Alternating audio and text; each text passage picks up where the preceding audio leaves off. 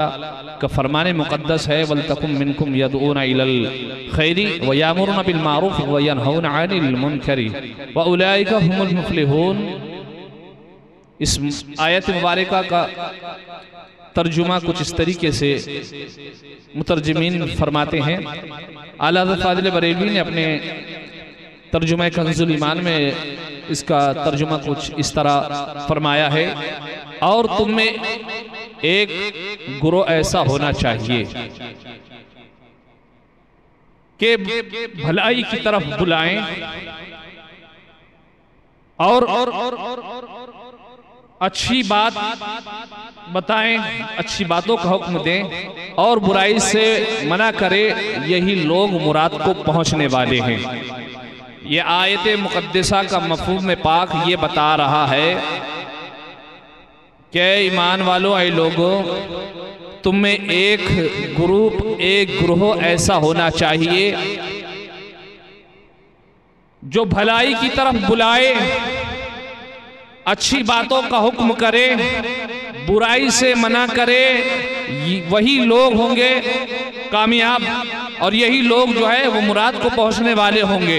यानी इस आयत मुक़द्दसा ने हमें दर्स दे दिया है, बता दिया है कि ईमान वालों, तुम लोग जो है तुम पर ये फरीज़ा बनता है और ये किफ़ाया है कि तुम में कुछ लोग ऐसे होना चाहिए जो बुराई से रोके, अच्छी बातों का हुक्म करे। और जो है हम उन लोगों को जो है जो ये काम करते हैं वो लोग अल्लाह तबारक व तआला की तरफ से मुराद को पहुंचने वाले हैं, यानी फलाह को पाने वाले हैं। ये फरीज़ा एक ऐसा फरीज़ा है जो फरीज़ा एक किफ़ाया कहलाता है। यानी मोमिनों के अंदर एक ग्रुप, एक जमात, एक टुकड़ा ऐसा होना चाहिए कि वो सिर्फ यही काम करे कि बुराई से रोके, नेक बातों का हुक्म करें। अज़ीज़ान मोहतरम, जब कहीं किसी इलाके में या किसी घर में अगर अचानक से आग लग जाए और वो घर जलने लगे, उस घर में आग तेजी से लग जाए और फिर उस आग की तेजी और बढ़ जाए, तो जो उस इलाके का रहने वाला होता है, जो वहां का रहने वाला होता है, वो मिल करके जो है उस आग को बुझाने की कोशिश करता है। पड़ोसी अगर है तो वो भी जो है उस आग को बुझाने की कोशिश करता है, और गैर पड़ोसी है वो भी उस आग को बुझाने की कोशिश करता है। इसलिए कि अगर वो आग इस तरीके से बढ़ती गई तो पता ये चला कि कुछ देर के बाद में उस पड़ोसी का भी घर जलने वाला है, और फिर उस पड़ोसी के घर जलने के बाद में जो गैर पड़ोस वाले हैं उनका भी घर जलने वाला है। तो हर कोई ये चाहेगा उस वक्त कि उस आग को किसी न किसी तरीके से जो है बुझा दिया जाए, उस आग को किसी न किसी तरीके से कंट्रोल किया जाए, वरना ये आग उस घर में लगी है तो बाजू वाले घर को जलाएगी। जब बाजू वाला घर जल जाएगा तो हो सकता है कि वो पूरा मोहल्ला जल जाए, पूरा इलाका जल जाए। तो हर कोई अपनी हैसियत के मुताबिक, जैसी उसकी ताकत होती है, जैसी उसकी कुव्वत होती है, उसे जो है बुझाने की कोशिश करता है। अज़ीज़ान मोहतरम, एक मिसाल और मैं आपको बता दूं कि अगर कोई इलाका, कोई बस्ती जो है किसी जो है दरिया के करीब में रहती हो, किसी जो है तालाब के करीब में रहती हो, अगर खुदा ना खास्ता वो तालाब जो है उसका बंद जो है अगर टूटने लगे या टूटता हुआ नजर आए, तो उस इलाके का हर कोई शख्स जो है उस बांध को जो है दोबारा से जोड़ने की कोशिश करेगा। उस टूटे हुए बांध को जो है जिस तरीके से भी अपनी हैसियत के मुताबिक होगा वो उसको जो है रोकने की कोशिश करेगा। इसलिए कि अगर वो तालाब टूट गया, वो बांध टूट गया और टूटने के बाद में उसमें से पानी जो है अगर बाहर आ गया, तो जाहिर सी बात है कि वो उस इलाके के जितने भी घर हैं उनको अपनी लपेट में लेकर के उन घरों को बर्बाद कर देगा, तहस और नहस कर देगा। वो पानी जो है उस बस्ती को तहस और नहस कर देगा अगर उसको रोका ना जाए। बस यही तमसील कुछ इस तरीके से है कि अगर हमारे इलाके में बेशर्मी फैल रही हो, बेहयाई फैल रही हो, तो उन्हें भलाई करने वाले लोग, जो भलाई का हुक्म देने वाले ग्रुप है, उन्हें चाहिए कि उस भलाई बुराई को रोके, उस बेशर्मी को, बेहयाई को रोके। अगर वो उस बेशर्मी और बेहयाई को नहीं रोकेगा तो जाहिरन ये बात है कि वो बेहयाई बेशर्मी सारे के सारे इलाके में फैल जाएगी और वो सारा का सारा जो है इलाका बर्बाद हो जाएगा। अज़ीज़ाने मोहतरम, अल्लाह के रसूल सल्लल्लाहु ताला अलैहि वसल्लम ने ईमान के 3 तबके बताए हैं। वो कैसे कि जब किसी शख्स को कोई सामने बुराई नजर आए तो उस शख्स को चाहिए कि वो उस शख्स वो बुराई को अपने हाथ से रोके। अगर उसमें इतनी ताकत नहीं है कि वो अपने हाथ से रोक सके तो वो जो है अपनी जबान से बोल करके उस बुराई को रोके। अगर वो इस पर भी कादिर ना हो तो चाहिए कि उस बात को अपने दिल में बुरा जाने। और ये ईमान की सबसे हल्की कैटेगरी है, सबसे हल्का दर्जा है। सबसे पहला ईमान का दर्जा वो है कि बुराई को देखे तो अपने हाथ से रोके, और दूसरा ईमान का दर्जा ये है कि जो है अपनी जबान से बुराई को रोके। अगर तीसरा दर्जा, आखिरी दर्जा जो है, वो सबसे कम ईमान वाला दर्जा जो है वो ये है कि उस बुराई को अपने दिल में बुरा जाने। ये फरमान मुस्तफ़ा सल्लल्लाहु ताला अलैहि वसल्लम है। अज़ीज़ाने मोहतरम, मैं आपको बताता चलूँ कि अगर जो है हम अपने माशरे में जो बुराई फैल रही है, जो बुराइयां हो रही है, जो गलत काम हो रहे हैं, जो मामलात बिगड़ रहे हैं, अगर उन पर कंट्रोल ना किया जाए, उनको रोका ना जाए, उसी समाज के, उस सोसाइटी के लोग जो है अगर उस बुराई को ना रोके, वो लोग जो है बुराई की तरफ जो है तवज्जो ना दे और वो बुराई फैलती ही चली जाए, उनको रोकने वाला कोई ना हो, तो याद रखना है लोगों, जो बुराई जिस इलाके में फैलती है वो उस आग की तरह होती है कि आज एक घर जला है, कुछ देर के बाद में वो दूसरे घर को जला देगी। जब दूसरा घर जल चुका है तो जाहिरन बात यह है कि वो सारे इलाके को जला देगी, इसलिए कि उस पर कंट्रोल नहीं किया गया था, उसे रोका नहीं गया था। बिला तमसील बस बात यही है कि अगर हमारे इलाके में हम लोग बुराई करने वालों को ना रोके, जो गलत काम करते हैं उन्हें ना रोके, जो है बेहयाइयां फैलाते हैं उनको ना रोके, तो अगर हम उस पर जो है कंट्रोल नहीं पाएंगे तो याद रखना कल ये हमारा इलाका जो है वो सारा का सारा जो है बिगड़ करके जो है बर्बाद हो जाएगा, खराब हो जाएगा। ये सारा का सारा इलाका तहस और नहस हो जाएगा उस बुराई की बुनियाद पर। लिहाजा है लोगों, अल्लाह ने भी तुम्हें हुक्म दिया है कि तुम में से एक ग्रोह ऐसा होना चाहिए कि जो है वो जो है बुरी बातों से मना करे, अच्छाई का हुक्म दे। ये ऐसा कोई ग्रुप तुम्हारे अंदर होना चाहिए। किताबों में लिखा हुआ है कि जो ईमान की 3 हालतें बताई गई है, 3 कैटेगरी जो बताई गई है, तो पहली कैटेगरी में वो लोग आते हैं जिनको हाकिम कहा जाता है कि हाकिम जो है बुराई को अपने हाथ से रोके। और दूसरी कैटेगरी जो जबान से बोलने वाली है, वो कैटेगरी उलमाए किराम की आती है कि उलमा जो है अपनी तकरीर के जरिए, अपने वाज़ो नसीहत के जरिए से बुराई को रोके। और तीसरी कैटेगरी आम लोगों की आती है कि वो लोग जो है उस चीज को बुरा जाने, उसका बायकाट करे कि ये चीज बुरी है। ये किताबों में लिखा हुआ है कि ये लोग जो है इनका फर्ज बनता है, इनका फरीजा है कि इस चीज को वो अंजाम दें। अज़ीज़ाने मोहतरम, मैं आपको बताता चलूं, ये दुनिया, जिंदगी, ये सारे मामलात हमारे ऐसे हैं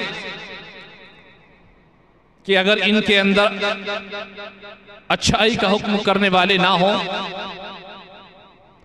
बुराई से रोकने वाले ना हो, अच्छी बातें बताने वाले ना हो, तो ये हमारा समाज जो है एक बर्बादी की तरफ रवा दवा होता हुआ नजर आएगा। और उसकी बर्बादी इसी में होगी कि उसके अंदर के लोग जो होंगे वो बेहया और बेशरम और बुरी बात करने वाले होंगे, बेहाई बेशर्मी को फैलाने वाले होंगे। तो इसे जो है हमें रोकने की सख्त ज़रूरत है। अज़ीज़ाने मोहतरम, ज़िंदगी जो है इंसान की, ये ज़िंदगी जो है एक सरसरी तौर पर रहने वाली जिंदगी है, ये अबदी जिंदगी नहीं है। इस जिंदगी को जो है छोड़ करके, इस जिंदगी को खैराबाद कह करके इंसान को चले जाना है। ये जिंदगी हमेशा हमेशा के लिए उसने नहीं पाई है, बल्कि उसको वो छोड़ करके चला जाएगा। हमें चाहिए कि हम अपने नेक आमाल की तरफ तवज्जो दे, हम अपने अल्लाह तबारक व तआला को हाजिर और नादिर जाने, उसे हाजिर और नादिर समझे, उसे याद रखें, उसे याद करें। हमारा ये फर्ज बनता है उसके जो अहकाम बताए हुए हैं उस पर अमल करे, जो उसके रसूलों ने पैगाम दिया है, जो बातें बताई है उस पर अमल करे, जो रसूलुल्लाह ने हमें बात बताई है उस पर हम अमल करें, जो रसूलुल्लाह के बाद में आने वाली उम्मत ने जो है बातें बताई है उस पर हमको अमल करना चाहिए। ये जो है मामलात हमारे अंदर होना चाहिए, इसलिए कि हमारी जो तलब है, जो हमारी मांग है, वो हमारे लिए जिंदगी में बस यही होना चाहिए कि अल्लाह हमसे राजी हो जाए और ये मांग हमारी पूरी हो जाए, ये तलब जो है हमारी पूरी हो जाए कि अल्लाह तबारक व तआला का जो है हमें कुर्ब हासिल हो जाए, हम नेक इंसान बन जाए और नेक रहे और नेक इस दुनिया से जाए। अज़ीज़ान मोहतरम, हमारे बुजुर्गान दीन औलिया अल्लाह ने जो हमको पैगाम दिया है वो कितना ही अच्छा है। हज़रत बाबा फरीदुद्दीन गंज शकर रहमतुल्लाह अलैह की बारगाह में कोई शख्स आता है और कहता है कि ऐ बाबा जान, ये बताइए कि बंदा जो है वो अल्लाह से कितना करीब है, बंदा अल्लाह से कितना करीब होता है, अल्लाह बंदे को कब मिलता है। हज़रत बाबा फरीदुद्दीन गंज शकर रहमतुल्लाह अलैह फरमाने लगे कि अल्लाह तबारक व तआला बंदे से सिर्फ 4 कदम की दूरी पर है। जब बंदा अगर वो 4 कदम तय कर ले तो अल्लाह तबारक व तआला की ज़ात उसे मिल जाती है, अल्लाह का कुर्ब उसे हासिल हो जाता है, वो नेक इंसान बन जाता है, मुत्तकी हो जाता है। वो शख्स अर्ज करने लगा कि ऐ बाबा फरीदुद्दीन गंज शकर रहमतुल्लाह अलैह, वो 4 कदम कैसे हैं जो अल्लाह तबारक व तआला से मिला देते हैं। हज़रत बाबा फरीदुद्दीन गंज शकर रहमतुल्लाह अलैह फरमाने लगे उस शख्स से कि ऐ शख्स, सबसे पहले तो बंदा अपना कदम दुनिया से उठा ले, पहला कि वो जो है दुनियादारी को छोड़ दे। फिर दूसरा कदम वो उठाए वो कि उसके जितने दुनियादार दोस्त हैं उनको वो छोड़ दे, ये उसके 2 कदम हो गए। तीसरा कदम ये है कि वो अपने ख्वाहिशात को छोड़ दे, और चौथा कदम उसके लिए ये है कि वो जन्नत की तलब को, जन्नत की लालच को छोड़ दे। जब ये वो चीजें छोड़ देगा और अमल जो है इखलास की नीयत से करेगा तो 4 कदम के बाद अल्लाह तबारक व तआला का कुर्ब उसे हासिल हो जाएगा, रब तबारक व तआला उसे मिल जाएगा। अज़ीज़ान मोहतरम, ये बात बड़ी अपने अंदर गहराई रखती है कि अगर इंसान दुनियादारी छोड़ दे कभी तो यकीनन वो बंदा अल्लाह तबारक व तआला का कुर्ब पा लेता है। दुनिया में जो उसके दोस्त है, दुनियादार है, जो दुनिया की तरफ उसे बुलाते हैं, जो नमाजों के वक्त में, इबादत के वक्त में उसको जो है बहकाते हैं, दुनिया की तरफ लेकर के जाते हैं, कभी वो शख्स उन दोस्तों को छोड़ दे, दुनियादारों को, तो वो अल्लाह तबारक व तआला का कुर्ब को पा लेता है।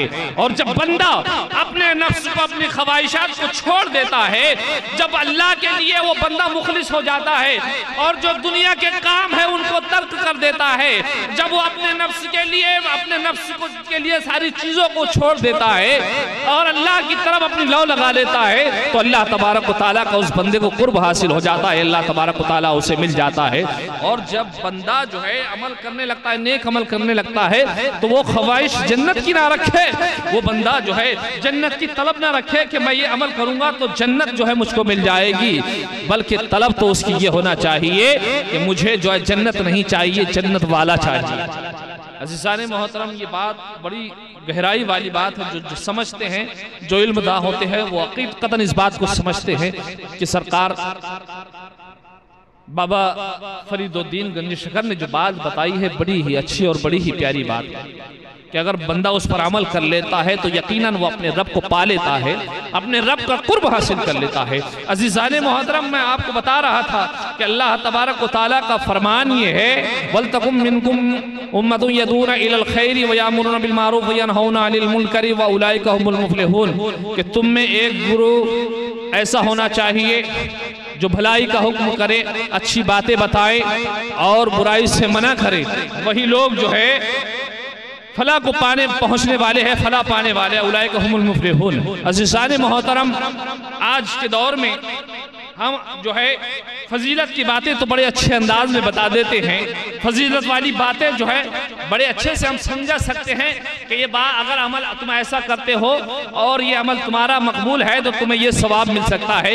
ये बातें जो है हम खुलेआम जो है बता सकते हैं, लेकिन जो बातें हमको बताना चाहिए, जिस चीज़ से हमको रोकना चाहिए, वो चीज़ हम बता नहीं सकते, इसलिए कि बुराई को रोकना आज के दौर में बड़ा मुश्किल हो गया है।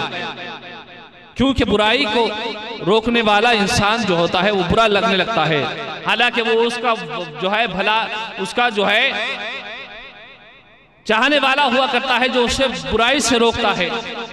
उसकी दिल में उसकी मोहब्बत होती है, उसके दिल में उसकी मोहब्बत होती है कि अपने जो है अपने को, अपने दोस्त को, अपने अहबाब को, अपने करीब वाले को जो है बुराई से रोका जाए और भलाई का हुक्म दिया जाए, तो उसके दिल में उसके लिए मोहब्बत हुआ करती है।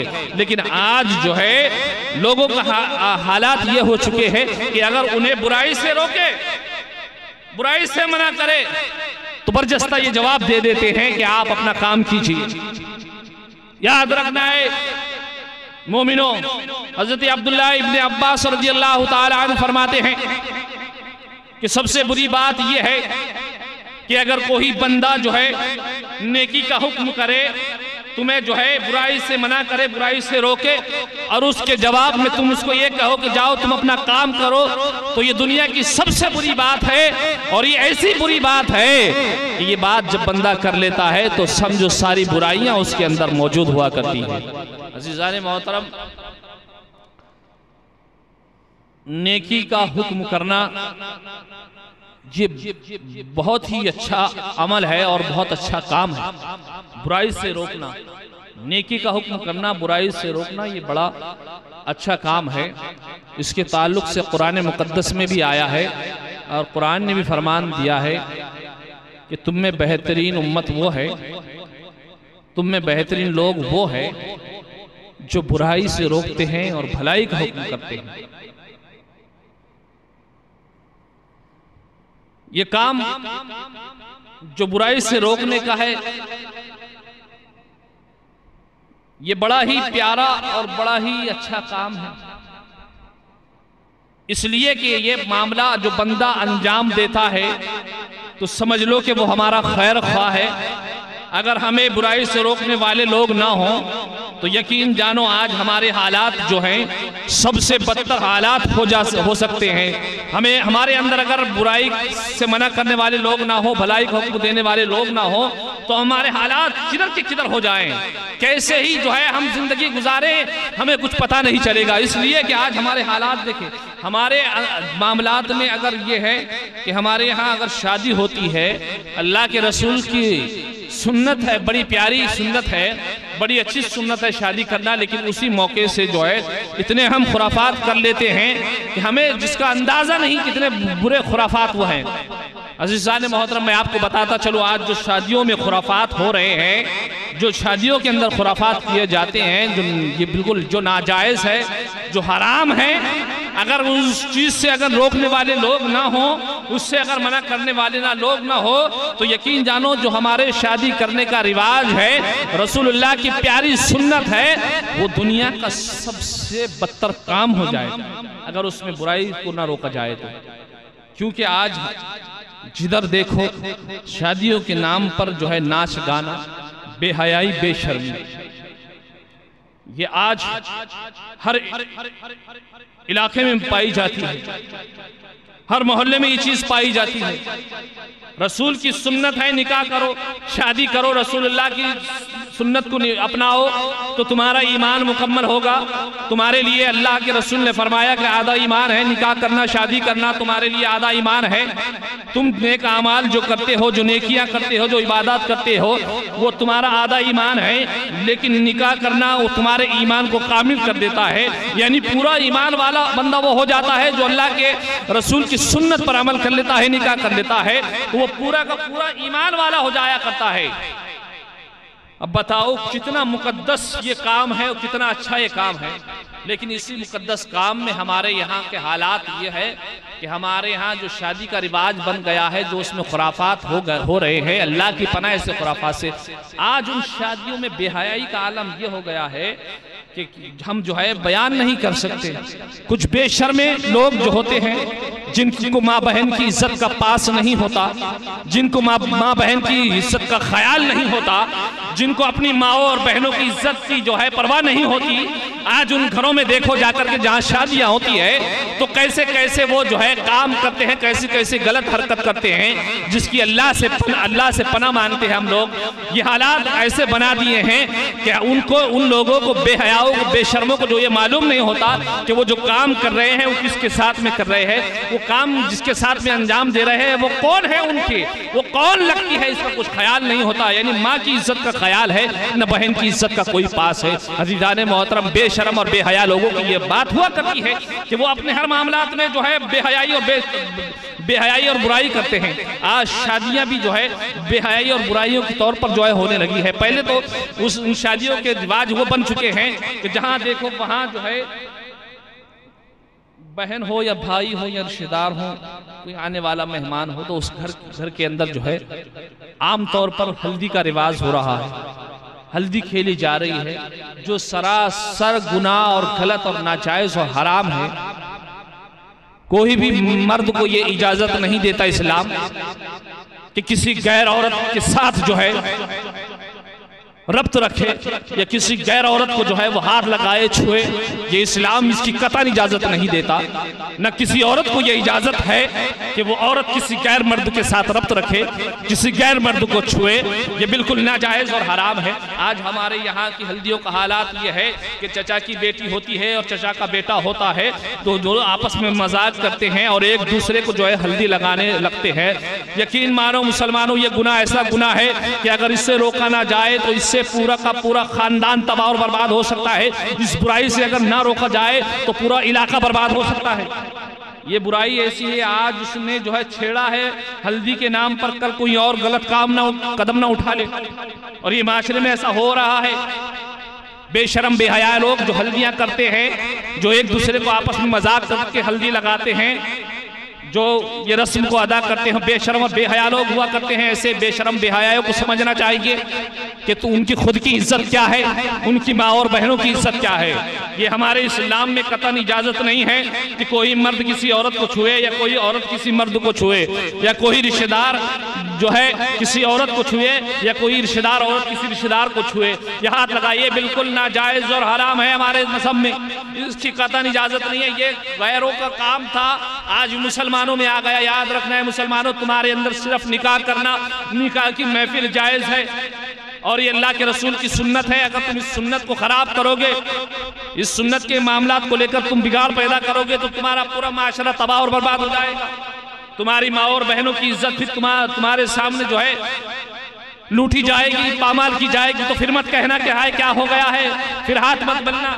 और ऐसे ही होता है, बेशरम लोग क्या करते हैं कि एक घर में शादी का इंतजाम है तो वहाँ जो है उसके चचा का बेटा भी है और कोई और चचा का बेटा भी है और बाहर का कोई और रिश्तेदार भी है।